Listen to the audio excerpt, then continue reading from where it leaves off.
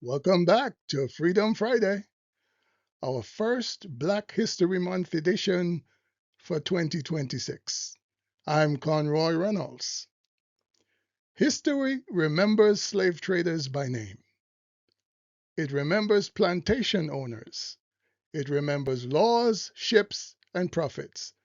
But it often forgets the enslaved who thought, who wrote, who prayed, and who created beauty on the terror. Today on Freedom Friday, though, we remember the voice and recover the voice of one such man, Juan Francisco Manzano, Cuba's enslaved poet, a literary genius forced to whisper his brilliance in the shadows. Juan Francisco Manzano was an enslaved African in Cuba whose poetry, rooted in New Testament theology, by the way, spoke eloquently and powerfully about the inexpressible suffering of his enslaved brothers and sisters and the extreme cruelty and indifference of the societies and individuals who enrich themselves by participating in this despicable and dehumanizing practice. Manzano is an extremely rare example of someone who captured the horrors of the transatlantic slave trade in real time, and as such, he gives us a front row view of its inner workings in Cuban slave society. But before sampling the profundity of his thoughts, we want to take a second look at the man himself. Juan Francisco Manzano, born 1797, died 1853, was an enslaved Afro-Cuban poet whose life stands as one of the most powerful literary testimonies against slavery in the Americas. Born into bondage in colonial Cuba to parents, both his parents lived and died in slavery, Manzano taught himself to read and write despite severe punishment and psychological abuse designed to crush his intellect. Poetry became his refuge and his resistance, an act of self assertion in a system intent on erasing his humanity. Manzano is best known for his autobiography of a slave. I'm not going to try to pronounce it in Spanish the way he wrote it. I might actually destroy it. The only known slave narrative written in Latin America. It is the only known slave narrative written in Latin America by an enslaved person while he was still enslaved, smuggled and circulated among Cuban intellectuals. The work exposed the moral brutality of slavery with unflinching clarity. Though eventually manumitted, set free, through a subscription organized by abolitionist sympathizers, Manzano lived much of his life in poverty and marginalization. His legacy endures, though, as a voice that transformed suffering into art and forced a slave-holding society to confront the human cost of its cruelty. In a society where literacy in the enslaved person was feared more than the weapons of war, feared more than guns and bombs, Manzano's hunger for words placed him in constant danger. He studied furtively, often by candlelight, of course, knowing discovery could mean brutal punishment or worse, but still he persisted. Scholars agree that Manzano was not merely an enslaved man who happened to write, but a disciplined intellectual whose genius survived despite deliberate efforts to silence him. Manzano does not write from the safety of freedom. He writes with the chains of slavery still on his body. He exposes slavery not as a labor system, but as a systematic war against the human soul.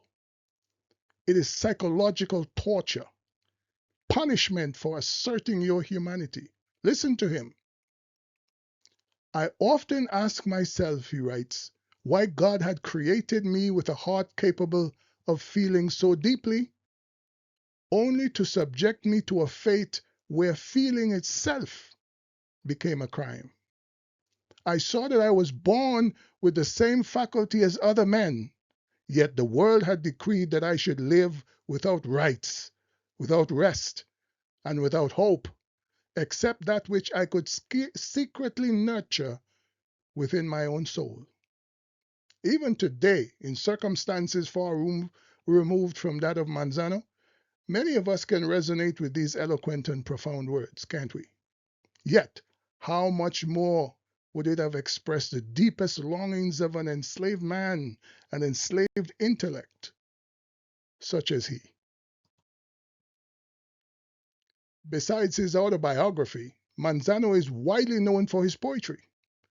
Unfortunately, because of who he was, his poems had to be translated from Spanish to English and published by another man, an Englishman, Richard Madden. They would not be published in Spanish until 100 years later. One of his poems, my favorite, The Slave Trade Merchant, captures like nothing else I have read the extreme contradiction that lies at the heart of that barbaric trade. That of a society who made such lofty claims about their own progress as civilized people, but who inflicted such terrible suffering on innocent human beings to enrich themselves.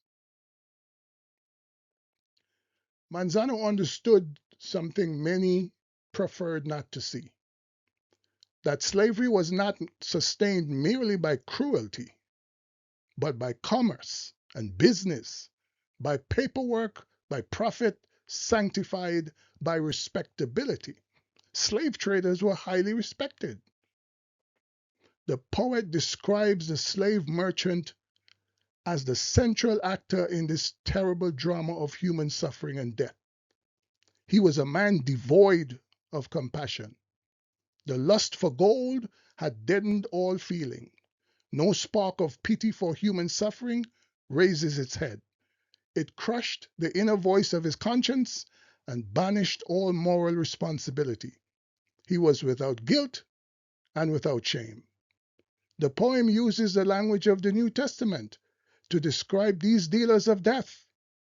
In doing this, Manzano counteracted the misuse of the Bible to support the most unchristian practice one could imagine, that of enslaving another. They were men stealers, kidnappers of the innocent, and the New Testament denunciation of them was clear. Revelation 18:11 and 12. The merchants of the earth will weep and mourn over her, over Babylon, because no one buys their cargoes anymore. Cargoes of human beings sold as slaves. Most of us forget to take note that one of the hallmarks of the Babylonian power in Revelation is human trafficking. The slave merchant sits calmly at his desk, and Manzano captures him so well. He says the slave merchant sits calmly at his desk and completes the purchase order for, say, 500 slaves.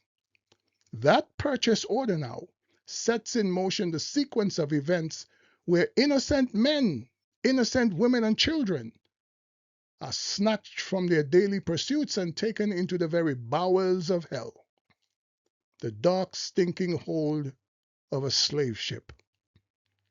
The initials of the slave merchant, his name, the initials of his name are burned into the flesh, branded into the flesh of these human beings as his property.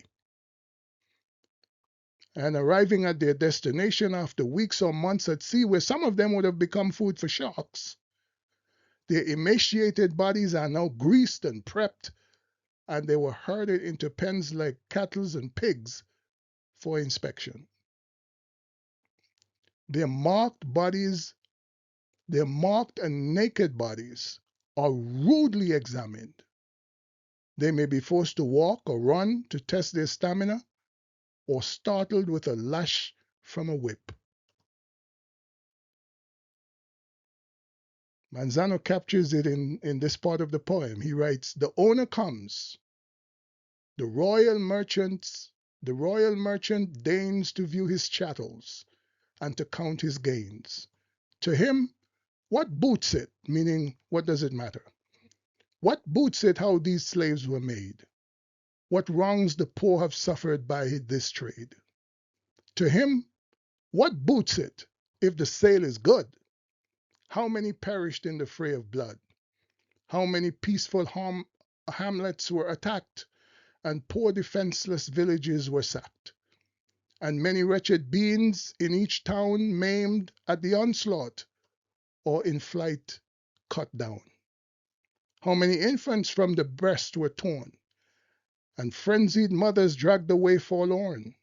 To him, what boots it how the ship is crammed? How many hundreds in the hold are jammed? How small the space, what piteous cries below, what frightful tumult in that den of woe? Or how the hatches, when the gale comes on, are battened down, and every hope seems gone. As he contemplates the enormity of the suffering and degradation of the African people, the poet calls upon ministers of God, to speak out on their behalf. Because for him, for Manzano, those who claim to be the voice of God should be at the forefront, seeking justice for the oppressed, calling out the hypocrisy of the merchants who call the scriptures to their aid and have the boldness to lay claim to the Christian name, and then with a written order sent forth 1,000 brigands bold, he says, to make a prey and fill another hold. He cries out, "Is there no holy priest in all this ruthless clime to warn these men or to denounce their crime?"